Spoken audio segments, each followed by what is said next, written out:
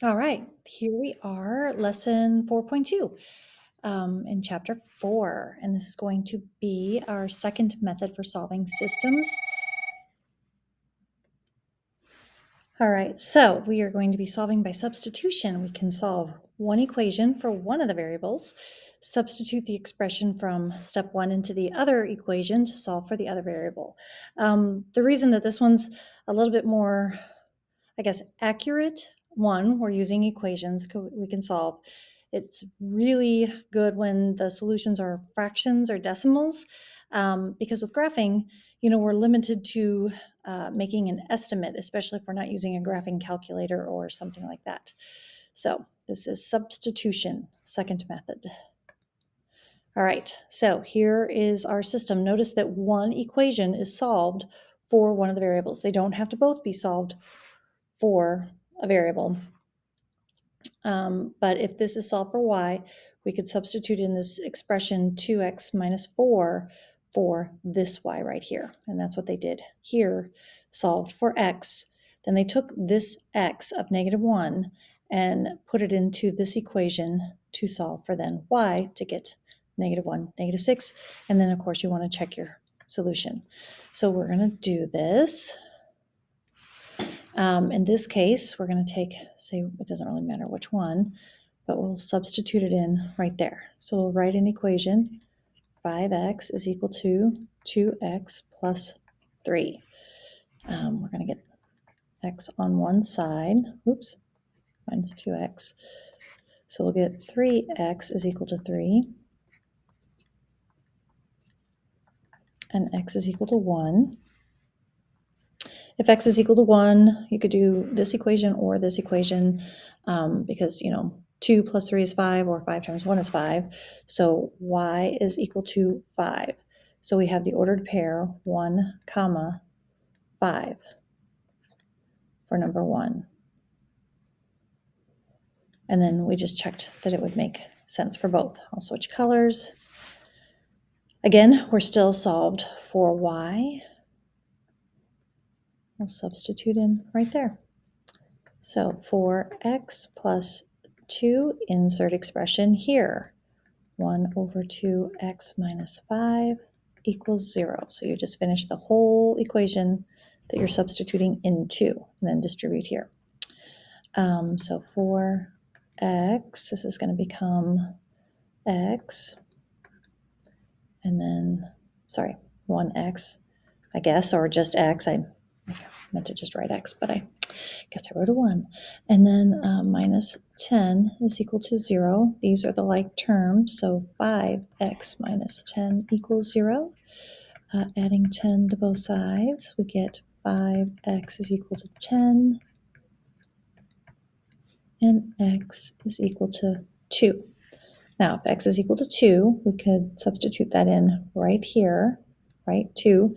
That's going to become 1 minus 5, and y would be equal to a negative 4. 1 minus 5. Okay, so 2, negative 4 for number 2. Let me write that at the top here. 2, negative 4. Okay, and you want to check it for both. So 8 plus negative 8 is 0. Yes, works out. Okay, and we'll do another one over here. In this case, we have x is equal to an expression, so we can find x and substitute that in right there. So 2 times the quantity 5y, and notice that when you're substituting it in, you're making an equation in one variable. That's why we're doing this. Then plus 4y equals negative 1. So 10y plus 6 plus 4y, like terms. Subtract 6 from both sides, and you get 14. Y equals negative 7, dividing both sides by 14. And y is equal to a negative 1/2. So if y is equal to a negative 1/2, x will be equal to 5 times negative 1/2 plus 3. And if you do it like this, you'll have negative 5 over 2 and then plus, say, 6 over 2, which is equal to a positive 1 over 2. So your ordered pairs here are 1 over 2 comma negative 1 over 2. So positive half and negative half for number 3.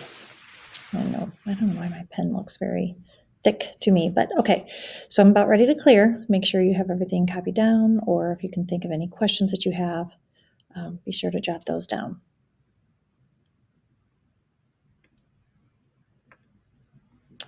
All right. So in this one, we want to go ahead and write the system of linear equations. So we have a weightlifter who's using a total of 12 plates, and he's going to add 260 pounds to his bar. He uses a 45-pound plate and a 10-pound plate. We want to write and solve the system. So he's got a total of 12 plates, so let's somehow identify. Say x is equal to the 45-pound plate, the number of plates, and y is equal to, so maybe number of plates, number of 10-pound plates. All right, so that when we add them together, x plus y is equal to this total, 12. That's our total, right? Since we know that this is the total amount of the weight, and they gave us a value for each weight, we could then say, okay, well, we have 45 pounds for the 45-pound weights, and the number of them would be x plus our number of 10-pound weights, and then the total weight would be 260. So neither of these are solved for one variable. We could pick or choose which one we want to solve for. So, you could just as easily look for the easiest possible situation. The first equation, both variables x and y have a coefficient of 1. So always look for the variable with a coefficient of 1 to make your life easy. We'll just go ahead and solve the first equation for y. So we'll rearrange that to be y is equal to, and I like it in slope-intercept form, but it doesn't have to be. It could be 12 minus x, but negative x plus 12. So then we'll substitute in 45x plus 10 times negative x plus 12 equals the 260, and go ahead and distribute. Minus 10x plus 120. Add like terms, so 35x plus 120 equals 260 minus the 120.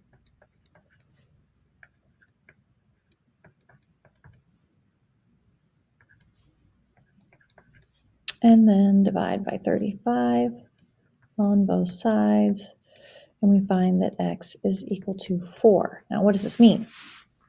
This means that we have, well, first we also have to come over here and find the number of 10-pound plates. So negative 4 plus 12, y equals 8.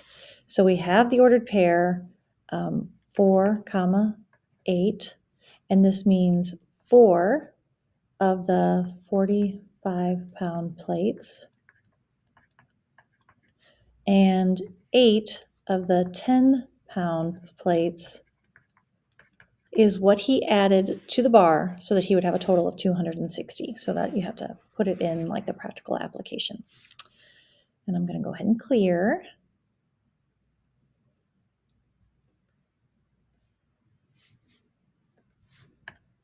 And the last one, all right?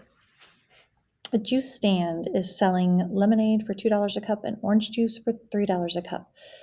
The juice stand sells a total of 100 cups of juice for $240, right? And solve a system of linear equations to find the number of cups of lemonade and the number of cups of orange juice. Go ahead and pause the video real quick. See if you can come up with the two equations on your own. Make sure you're writing in pencil just in case you make any mistake, but I will be solving this for your own, as well, so that you have an example. But make sure to identify the x and the y, and see if you can come up with the two equations. And when you're ready, hit play and I will be continuing. All right, so we have, I hate when that happens. All right, we have x is equal to the number of lemonade cups and y is equal to the number of orange juice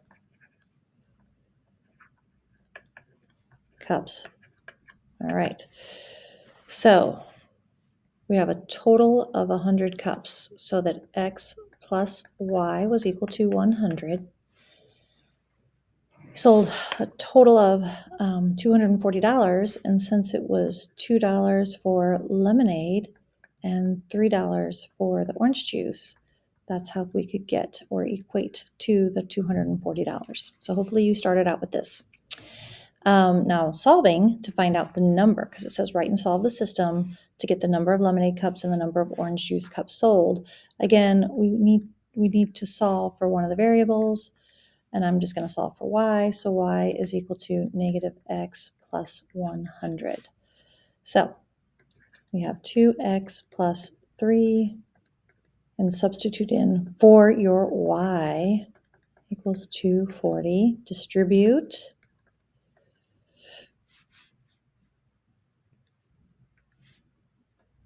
Sorry about that. 3 times negative x is negative 3x, and plus 300 equals 240. Like terms are here. So we're going to have a negative x plus 300 equals 240. Subtract 300, and we'll have a negative 60 here. So negative x equals negative 60, which means x is equal to 60, right? Divided by a negative. So if x is equal to 60, y is equal to negative 60 plus 100, y equals 40. So we have the ordered pair 60, 40. What does this mean? 60 lemonade cups and 40 orange juice cups. Now, of course, you'd want to, try this out. Is 120 equal to, plus 120 equal to 240, and it is, and we already know it works for this one. So we do know that we have the correct answer. So I'm going to go ahead and clear, make sure you have everything written down that you need, especially to get the points for the note-taking packet. And we are at the vocabulary and concept check. So pick one, make sure you identify, and make sure you write in clear, complete sentences. And have a great day. If you have any questions, please be sure to also add that at the end of your video. And I will see you in class tomorrow.